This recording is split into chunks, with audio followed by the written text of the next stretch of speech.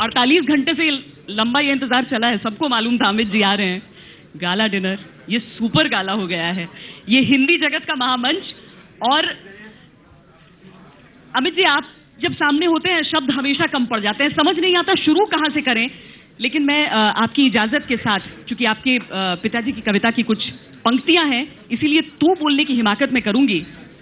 तू न रुका है कभी, तू न थमा है कभी, तू न मुड़ा है कभी, की शपथ की शपथ की शपथ, अग्निपथ अग्निपथ अग्निपथ। क्योंकि अमूमन इतना वक्त कोई एक इंडस्ट्री में अगर बिताता है, उसके बाद जब हम उस शख्स के समक्ष बैठते हैं तो हम बीती बातों के बारे में बात करते हैं। लेकिन ये तो 3 फिल्मों की शूटिंग एक साथ कर रहे हैं। अभी भी एक शूट से लौटे हैं अमित जी आप? जी, अब चल रही है अभी शूटिंग इसकी। वजीर जी, ऐसा बताया जा रहा है कि उसमें आप व्हीलचेयर बाउंड हैं, यानी पूरी फिल्म में आपके जो सारे इमोशंस होंगे वो एक एंग्री यंग मैन का वॉक नहीं होगा, वो सारी चीजें नहीं रहेंगी, बल्कि अमित जी की आंखें बोलेंगी, उनकी बातें बोलेंगे। अब जैसा किरदार मिला है वैसे उसको निभाना पड़ेगा। विनोद चोपड़ा और अभिजात जोशी इनकी फिल्म है, उन्होंने इसकी पटकथा लिखी है और उसमें ये एक अपाहिज है, तो ऐसी भूमिका निभानी है, इसलिए कुर्सी पर कुछ ऐसा समझ नहीं आता जो बचा हो, लेकिन फिर भी आप कुछ नया निकाल कर ले आते हैं। पा के बाद मैं नहीं निकालता हूँ, वो लोग निकाल रहे हैं। लेकिन चुनते तो आप ही को हैं, आप ही की तस्वीर, आप ही का अक्स उमड़ता है। ये भाग्यशाली हो कि इस उम्र में भी कुछ लोग चुन लेते हैं मुझे। सचमुच किसी को भी फिल्म बनाने का मौका मिलेगा, पहले हीरो के चॉइस आप ही होंगे। ऐसी कोई बात नहीं। इसके अलावा एक दूसरी फिल्म आप कर रहे हैं जो है शमिताभ। जी हाँ। ये बहुत बोलचाल की भाषा में होता है, अमिताभ शमिताभ, ये उसी तरह का शमिताभ है? ये तो देखने के बाद पता चलेगा अभी। लेकिन वो पहले रिलीज होने वाली है फिल्म। जी हाँ, वो 6 फरवरी को रिलीज होगी। लास्ट स्टेजेस में ये जी आर बाल्की, जिन्होंने मेरे साथ चीनी कम और पा फिल्म बनाई थी जी। इसमें धनुष हैं जो कि दक्षिण भारत से, रजनीकांत के सन इन लॉ, और अक्षरा कमल हसन की सबसे छोटी बेटी, ये उनकी पहली फिल्म है, तो हम 3 हैं इसमें। बहुत बढ़िया। और एक फिल्म आपकी आ रही है पीकू। पीकू जी। जितने भी लोग ट्विटर पर आपको फॉलो करते हैं, और सारे करते हैं, मुझे लगता है कोई ऐसा नहीं होगा जो नहीं करता होगा, उसमें आपने जिक्र बहुत बार किया है कि आपको अपने पुराने दिन याद आ रहे हैं, बहुत सारी चीजें। और जब हमने देखा तो पता चला जब आप ग्रेजुएशन करके कोलकाता गए थे तो वहां पर एक बॉक्स वाला की तरह वहां पर आप काम करते थे। हालांकि हम सब चाहेंगे कि आप बांटे, क्या था वो दौर, क्या है वो सारी चीजें? वो क्योंकि इसकी शूटिंग कलकत्ते में हो रही थी, तो जितनी भी पुरानी यादें थी वो सब सामने आ रही थी। ग्रेजुएशन करने के बाद दिल्ली से नौकरी ढूंढने गया था मैं कलकत्ता, और वहाँ पर 7 साल में रहा। तो अब तो बहुत बदल गया, लेकिन जब उन गलियों में जाते हैं तो पुरानी यादें याद आती हैं। एक बॉक्स वाला क्या करता है? ये मुझे तो ये बताइए, बॉक्स वाला होता क्या है? पहले मुझे शब्द ही नहीं मालूम क्या होता। जी, यही शब्द पढ़ा मैंने आपके बारे में कि आप कोलकाता में थे, शायद कोई मल्टीनेशनल कंपनी। जी नहीं, ये एजेंट ब्रिटिश एजेंसी हाउसेज होते हैं जो कि मैनेज करते हैं किसी का बिजनेस। अब उनको बॉक्स वाला कहते हैं, मुझे मालूम नहीं क्यों बॉक्स वाला कहते हैं, लेकिन जी हाँ, उनके यहाँ नौकरी की थी मैंने। उनके यहाँ 7 साल का वक्त? जी 7 साल। जिसके बाद अमित जी उसके बाद एक इश्तेहार निकला फिल्म फेयर और माधुरी का। माधुरी दीक्षित नहीं, माधुरी जो मैगजीन थी। जी उनका इश्तेहार निकला था कि वो ऐसे लोगों की तलाश में है जो कि फिल्म इंडस्ट्री में प्रवेश करना चाहते हैं, और एक कंपटीशन था, उसमें बहुत से लोग अप्लाई करते थे। फिर उसके बाद आपको एक अवसर मिलता था जहां आप जाकर के एक स्क्रीन टेस्ट दें, अपनी एक्टिंग का नमूना दिखाएं आप, और फिर उसके बाद अगर आप चुने गए तो आपको 5,000 रुपये मिलने वाले थे। और तकरीबन 6 बहुत ही प्रख्यात जो कि डायरेक्टर्स थे उस ज़माने के, उनके साथ काम करने का अवसर मिलेगा। तो मुझे लगा कि ये बहुत अच्छी चीज़ है, उसमें फिर अप्लाई किया मैंने, और प्रिलिमिनरीज में ही फेल हो गया, तो फिर वापस आ गया। लोग अभी भी हौसला हासिल करते हैं उस चीज़ को सोचकर, जब भी कोई किसी चीज़ में फेल करता है उसे कहा जाता है अमिताभ बच्चन को भी रिजेक्ट किया गया था। नहीं, ऐसी कोई बात नहीं है। बहुत से लोग जाते हैं वहाँ और फेल हो जाते हैं, लेकिन एक बार मन लग गया, उसके बाद फिर मैंने अपनी नौकरी छोड़ दी और फिर मैं मुंबई आ गया काम ढूंढने के लिए। क्योंकि हम फ्लैशबैक में जा ही चुके हैं, इसलिए हम सुपर फ्लैशबैक में जाते हैं। जब अमित जी आज भी बाबूजी श्री हरिवंश राय बच्चन का जिक्र आता है सामने, तो हम एक अलग अमित जी को देखते हैं, एक अलग बच्चन साहब को वहां पर देखते हैं। हमने एजेंडा के लिए जब सबको आमंत्रित किया था और उसमें कहा था अमिताभ बच्चन के साथ हमारा सेशन होने वाला है, तो हमने मधुशाला का जिक्र किया था। आपकी आवाज, वो अल्फाज मिलते ही एक अजीब सा जादू, अजीब सा तिलिस्म आता है वहां। अमित जी की सबसे पसंदीदा पंक्तियां उसमें कुछ हैं जो आप बार बार पढ़ते हो, बार बार कहते हो? कुछ पंक्तियां हमारे लिए कह दें यहाँ पर। मुझे कुछ पंक्तियां याद है, मैं सुना दूंगा। जी जरूर। हम तो यहाँ से, मैंने तो यहाँ रखा है कि इसमें मैं पलट पलट के बोलूं, ये वाला भी सुना दीजिए। जी। मधुशाला 1933 में लिखी गई थी, 1933, और 1935 में पहली दफे उसका प्रकाशन हुआ। पहली बार बाबूजी ने मधुशाला बनारस हिंदू यूनिवर्सिटी में एक कवि सम्मेलन हुआ तो वहाँ सुनाई थी। तकरीबन 135 उसके क्षण हैं, पंक्तियाँ हैं, और जब शुरू किया तो फिर लोगों ने उनको रुकने नहीं दिया और पूरी 135 पंक्तियाँ उनको याद थी और पूरी 135 पंक्तियाँ उन्होंने एक ही सिटिंग में उनको गा करके सुनाया था। उसके बाद काफ़ी वो प्रचलित हो गई मधुशाला, और आज भी मुझे बड़ा ताज्जुब है कि आज के भी बहुत से लोग हैं यहाँ पर जो कि उसको सुनना चाहते हैं। कुछ पंक्तियाँ उसकी सुना देता हूँ। बाबूजी तो इसे गा करके सुनाया करते थे, यहाँ तो गाने लायक मैं हूँ नहीं। कि मदिरालय जाने को घर से चलता है पीने वाला, मदिरालय जाने को घर से चलता है पीने वाला, किस पथ से जाऊं असमंजस में है वो भोला भाला। अलग अलग पथ बतलाते सब, अलग अलग पथ बतलाते सब, पर मैं ये बतलाता हूं कि राह पकड़ तू एक चला चल, पा जाएगा मधुशाला। एक बरस में एक बार ही जलती होली की ज्वाला, और एक बार ही लगती बाजी जलते दीपों की माला। दुनिया वालों, किंतु किसी दिन आ मदिरालय में देखो कि दिन को होली रात दिवाली रोज मनाती मधुशाला।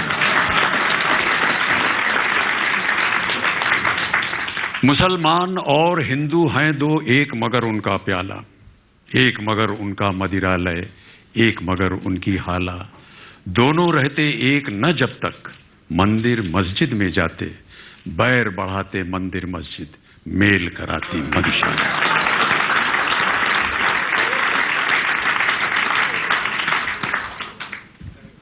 बाबूजी ने कभी मदिरा पान नहीं किया।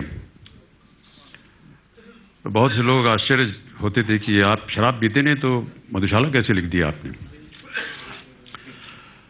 और काफी इसका विरोध भी हुआ उस जमाने में। ऐसा विरोध हुआ कि मधुशाला जो है वो जो नई पीढ़ी है, जो नौजवान पीढ़ी है, इसको गुमराह कर रही है। और बात होते होते ये गांधी जी तक भी पहुंच गई, महात्मा गांधी जी के साथ। तो गांधी जी ने बाबूजी को बुलाया और कहा, पढ़ो क्या लिखा है तुमने। तो उन्होंने पढ़ के सुना। उन्होंने कहा इसमें तो कोई खराबी नहीं है। तो बच गए बाबूजी, उन्होंने कहा। लेकिन ये बात उनको कई बार आती रहती थी कि आप पीते नहीं हैं तो कैसे लिखते हैं आप। तो बाबूजी ने अपने एक संस्करण में परिशिष्ट में लिखा है उन्होंने कि अचानक उनको याद आया कि वो कायस्तों के कुल में पैदा हुए थे। कायस्त जात होती है, पता नहीं आप में से कोई हम यहाँ पर। अच्छा,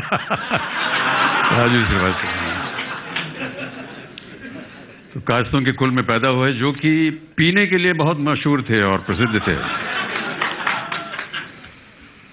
और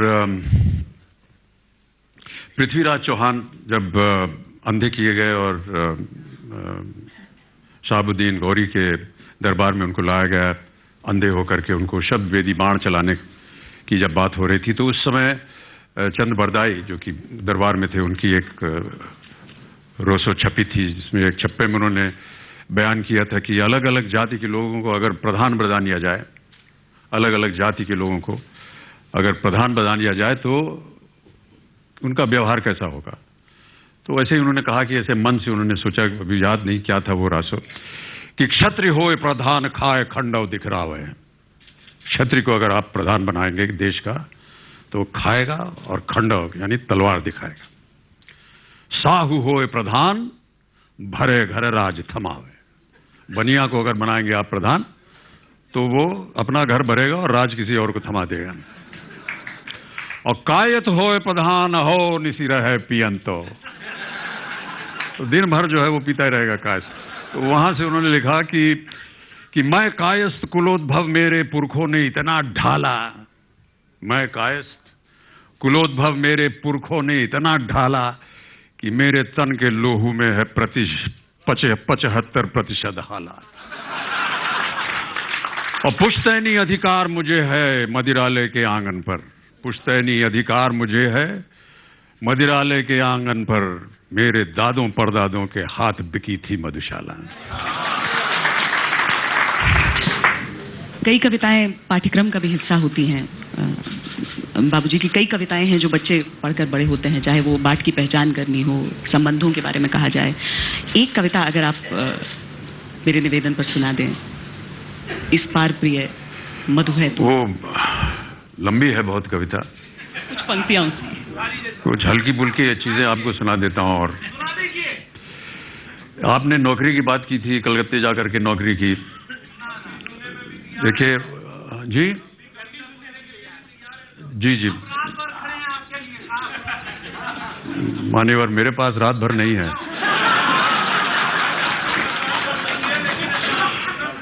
तो जब हमारे ज़माने में, मैं 1958 की बात कर रहा हूँ, घर में ऐसा वातावरण होता था कि अब लड़का स्कूलिंग हो गई, अब स्कूल के बाद कहाँ जाना चाहिए, तो हमेशा ही रहता था कि ग्रेजुएट एक बहुत बड़ी चीज़ होती थी।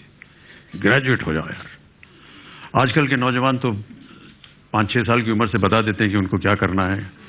और यहाँ पर सब बहुत ही विख्यात और शानदार क्रिकेट के महारथी बैठे हुए हैं। इनको और कहीं ना कहीं इनके मन में आया होगा कि हम जाकर के क्रिकेट खेलेंगे, और बहुत पहले से तैयारी कर दी। हमारे ज़माने में ये था कि माँ बाबू जी कहते थे ग्रेजुएट हो जाओ। तो मैंने सीनियर कैम्ब्रिज किया था, उसके बाद ग्रेजुएशन किया 3-4 साल यहीं दिल्ली यूनिवर्सिटी से। लेकिन उसके बाद जब नौकरी ढूंढने गए तो कहीं मिले नहीं, और एक तरह से बड़ी एक फ्रस्ट्रेशन रहती थी, क्या करें, ग्रेजुएशन हो गया, कहाँ नौकरी मिलेगी।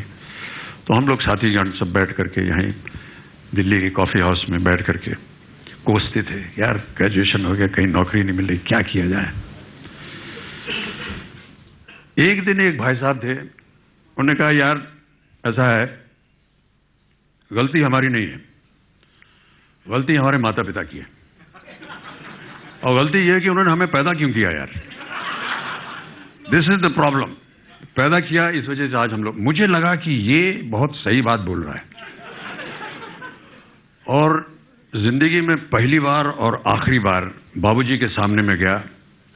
कभी भी उनके सामने मैंने ऊंचे स्वर में बात नहीं की। मैंने कहा आज मुझे पता चल गया है कि वजह क्या है इन सब बातों की। आपने मुझे पैदा क्यों किया था। बाबूजी शांत रहे, कुछ बोले नहीं। और हम विलिंगडन क्रेसेंट में, जो कि अब उसका नाम शायद बदल गया है, मदर टेरेसा क्रेसेंट हो गया है, 3 मूर्ति के बगल में मकान था, वहाँ वो सुबह सुबह 4 बजे घूमने जाया करते थे। पीछे डिप्लोमेटिक एनक्लेव है, अब तो बहुत सारी एम्बेसीज बन गई वहाँ पर, पहले जंगल बियाबान होता था वहाँ। और वो 4 बजे उठ करके वो जब जाने लगे तो वो मुझे उठाते थे पढ़ने के लिए। तो एक कागज़ छोड़ गए बिस्तर पर, और मैं जब उठा तो मैंने देखा कि उन्होंने एक छोटी सी कविता लिख करके, जो रात को मैंने उनसे कहा था, उसके उत्तर में उन्होंने ये कविता लिखी। उन्होंने लिखा कि ये कविता है कि जिंदगी और जमाने की कश्मकश से घबराकर मेरे बेटे मुझसे पूछते हैं कि हमें पैदा क्यों किया था।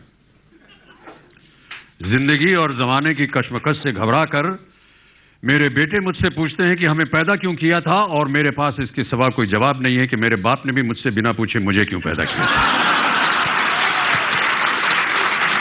और मेरे पास इसके सिवा कोई जवाब नहीं कि मेरे बाप ने भी मुझसे बिना पूछे मुझे क्यों पैदा किया था, और मेरे बाप को उनके बाप ने बिना पूछे उन्हें, और उनके बाबा को बिना पूछे उनके बाप ने उन्हें।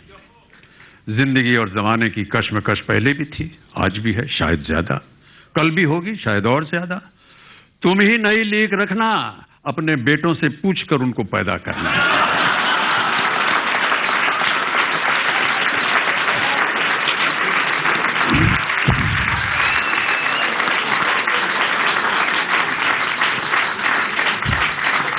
अमित जी, आप खुद उस ओर इस पूरी चर्चा को मोड़ कर ले गए हैं, पुरखों तक चले गए हैं, बाप बेटे के रिश्तों पर चले गए हैं। तो आपके बाबूजी के साथ आपका रिश्ता और अभिषेक के साथ आपका रिश्ता, बाप बेटे के ये दो रिश्ते कितने अलग हैं? बाबूजी के साथ थोड़ा सा ठहराव था, भय भी था, क्योंकि वो निरंतर अपने कमरे में बैठ के लिखा करते थे, बहुत स्ट्रिक्ट डिसिप्लिनेरियन थे, और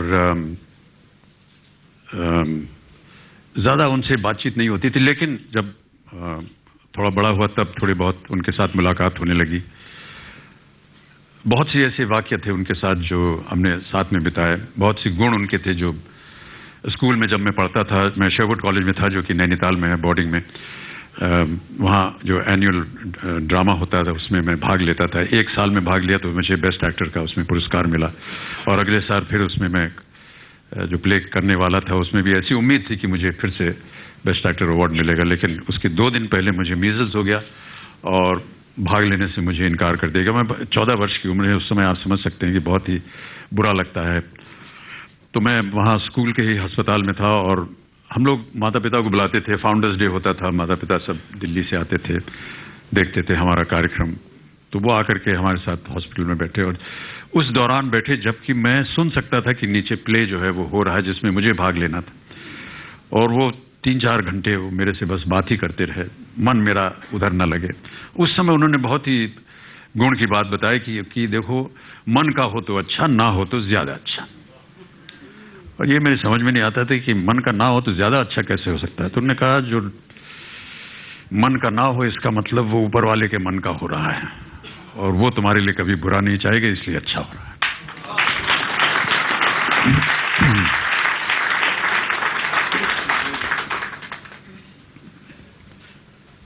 बहुत सारी बातें हैं, पूरी रात निकल जाएगी बात करते हैं। इसीलिए वो रिश्ता और अभिषेक के साथ आपका रिश्ता, यानी पिता के तौर पर। अमित जी, जब मैंने विवाह किया तो मैंने सोचा कि अगर यदि मुझे कभी पुत्र होगा तो वो मेरा मित्र होगा, और मैंने हमेशा अभिषेक को अपना मित्र माना है। और मैंने एक किताब में पढ़ा कहीं, शायद इमरान भाई को पता होगा, शायद पठानों में शायद ये, और मैंने ये किताब निकली थी पाकिस्तान के ऊपर, जहाँ पर ये बहुत ही अच्छी कहावत है कि जब बेटा जो है वो बाप के जूते पहन लेता है तब वो बेटा नहीं होता, उसका मित्र बन जाता है। तो मैंने यही सोचा कि तो अब वो मेरी पैंट कोट सब पहन लेते हैं और जूते भी पहन लेते हैं, मैं उनकी चीज़ें अब चुराता हूँ। तो मेरा रिश्ता उनके साथ एक मित्र का है और हमेशा रहेगा। बाबूजी के साथ ये रिश्ता अलग था, थोड़ा सा भय भी था जैसे कि मैंने कहा, और लेकिन आगे चल करके बहुत ही घनिष्ठ हो गया रिश्ता।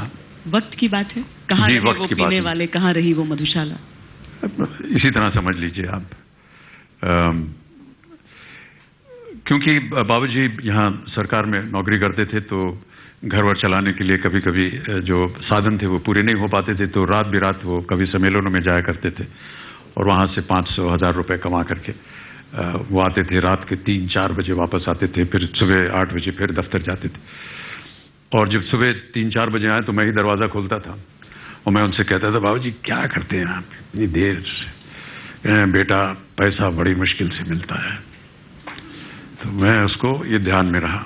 फिर मैं फिल्म इंडस्ट्री में आ गया, और फिल्म इंडस्ट्री में आने के बाद मैं 2-2, 3-3 शिफ्टें करता था, सुबह 7 बजे से लेकर के दोपहर के 2 बजे तक, 2 बजे से लेकर रात 10 बजे तक, और 10 बजे रात से लेकर अगले दिन 6 बजे तक।